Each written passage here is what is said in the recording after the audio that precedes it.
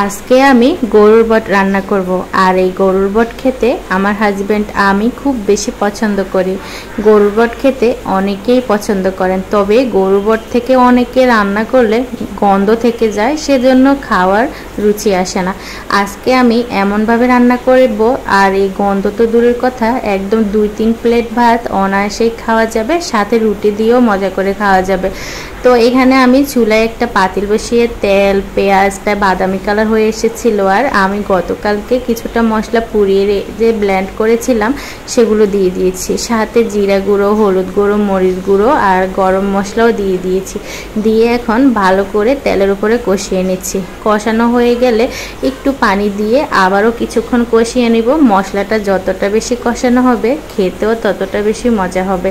যখন মশলাটা তেল উপরে উঠে এসেছিল তখনই আমি ধুয়ে রাখা আমার এই যে বটগুলো দিয়ে দিয়েছি। এই বটগুলো আমি কিভাবে পরিষ্কার করেছি জানেন?